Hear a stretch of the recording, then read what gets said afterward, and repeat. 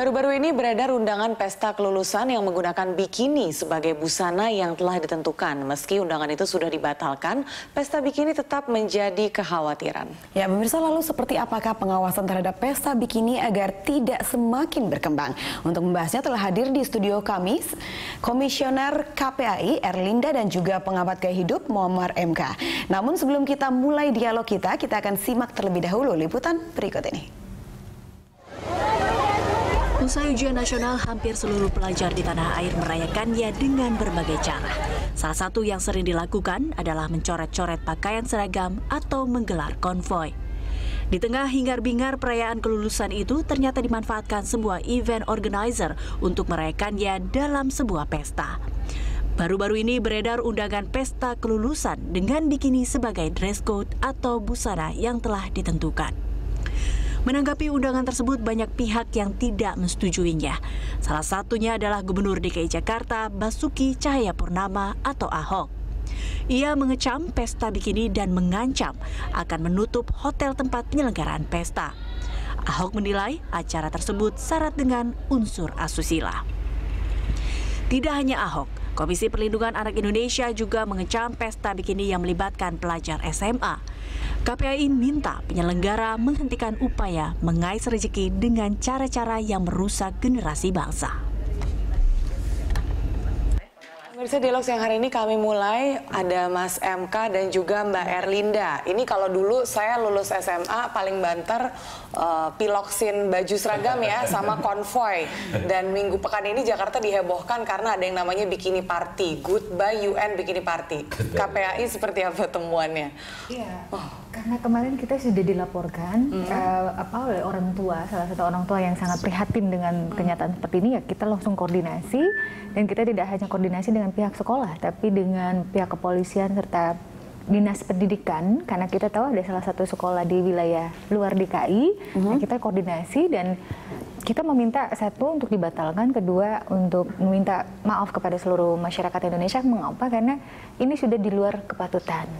Karena mengapa kita bereaksi sangat keras? Karena kami mengkhawatirkan adanya potensi-potensi negatif yang memang akan dimanfaatkan oleh oknum-oknum yang tidak bertanggung jawab, oknum-oknum yang bisnis di narkoba maupun bisnis di pornografi. Lantas apa yang menjadi respon dari usaha Anda untuk meminta hal tersebut terhadap penyelenggara? Kita apresiasi ya kepada Pemprov DKI, Pak Ahok sudah bereaksi dan Kementerian Pemberdayaan Perempuan dan Perlindungan Anak juga bereaksi, dan ditambah lagi langsung cepat tanggap oleh pihak Polri untuk langsung memanggil pihak event organizer maupun pihak dari hotel itu sendiri. Dan kami juga sudah melayangkan surat kepada pihak-pihak terkait termasuk sekolah dan event organizer maupun pihak yang menyelenggarakan, tidak hanya menyelenggarakan tapi ada sponsor-sponsor yang sebenarnya sudah dari Kementerian Perdagangan kan sudah tidak boleh lagi kan, itu ada, namun ternyata masih diberikan sponsor besar. Nah ini,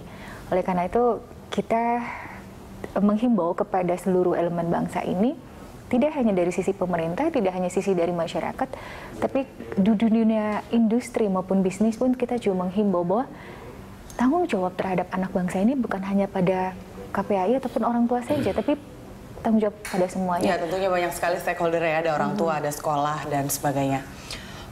Bagaimana Mas MK, kalau Anda sebagai pengamat gaya hidup yang juga sudah banyak riset pastinya mengenai kesenangan anak muda dan underground, undercover. Bedanya dulu sama sekarang bagaimana? Apa yang sedang terjadi sih sama anak muda zaman sekarang ini? Sedang terjadi gagap budaya.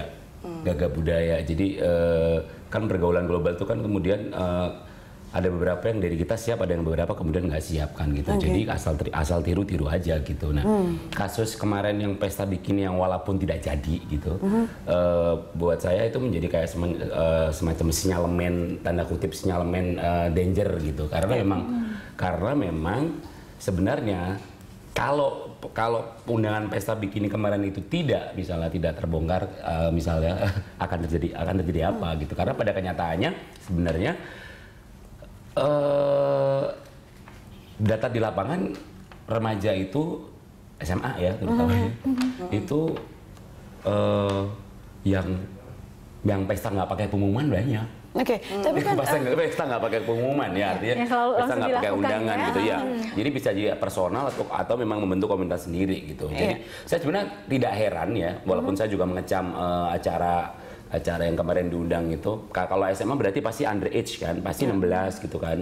Gitu-gitu kan. Ini untuk kelulusan. Jadi ada wajib bawa KTP juga nih buat yang laki-laki 19, yang wanita 18. Memang SMA 15 tahun. Tapi iya, lulus kan harusnya belum umur segitu ya. Namun hasil investigasi KPAI bahwa dikatakan anak yang baru duduk di kelas 2 pun juga Adik-adik ikutan. kelasnya juga ikutan. Nah, ini yang sangat Mbak Erlina, tadi membahayakan. sebelumnya kita kan berbincang ya bahwa ada satu pesta yang sudah terjadi ya sebelumnya, yang sudah terjadi dan yang sekarang itu akhirnya dibatalkan karena ramai di sosial media Tadi kan begitu ya. Mas Mamor juga sudah mengatakan kan, banyak juga sudah tanpa diundang pun sudah terjadi kan kegiatan-kegiatan. Yang menariknya Mas Muammar, menurut Anda ya, yang menariknya adalah kan yang sering terjadi itu mereka bikin dan tidak terlalu vulgar gitu, tidak menyebar kemana-mana. Nah kali ini baik dari posternya ataupun cara mereka promo itu sangat jelas begitu. Mereka mencantumkan foto, menggunakan kata-kata yang ibaratnya tidak tersirat sama sekali, langsung dress code bikini, tidak menggunakan bahkan mungkin baju renang atau baju olahraga, ini langsung gitu.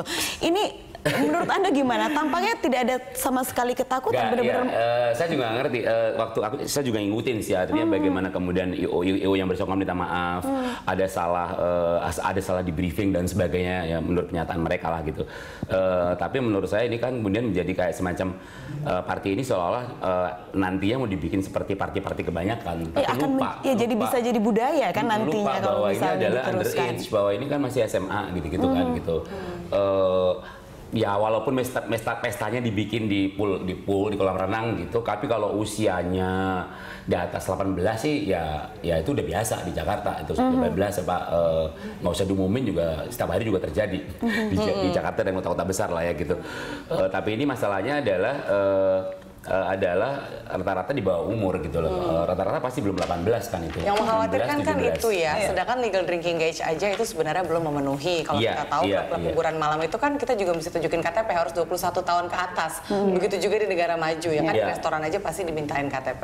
Nah, Mas MK, pengamatan Anda dari zaman ke zaman, apa sih ini? Tadi Anda juga pas kombrek sempat ngobrol ya kita.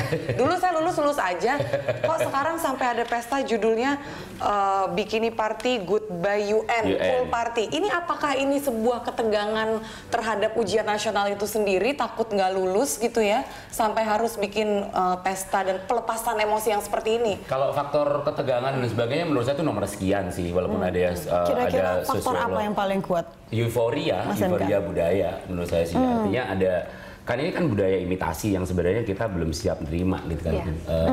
Secara apapun ya kita perhatiin lah gitu. Ya saya juga tiap hari tinggal di Jakarta, lihat remaja-remaja kita yang sekarang misalnya gini paling sederhana lah gitu.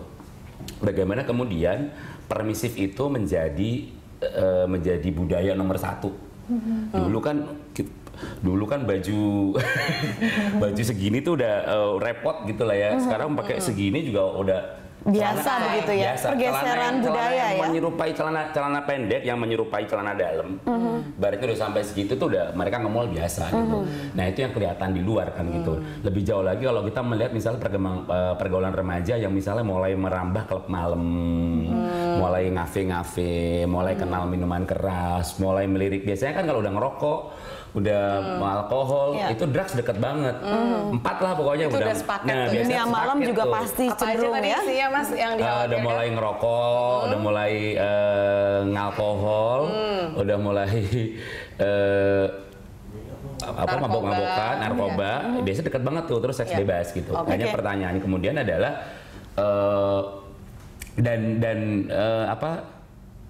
ini kembali ke sana lagi sebenarnya sih, kembali ke yang party tadi. Itu cuma sinyalemen yang tertulis yang kelihatan. Tapi sebenarnya itu tip of the iceberg ya. Ya, sebenarnya kalau mau preferan ya kita coba lihat deh ke beberapa klub malam atau dan memang beberapa sudah ada party-party juga yang anak-anak underage. Nah, ini adalah problem yang lebih besar ya. Tapi kalau dilihat jelas sekali ya, tampaknya ada pergeseran moral yang cukup signifikan ya dari dulu sampai akhirnya ke sekarang ini ya. Ya, kita akan bahas lebih lanjut lagi di segmen berikutnya.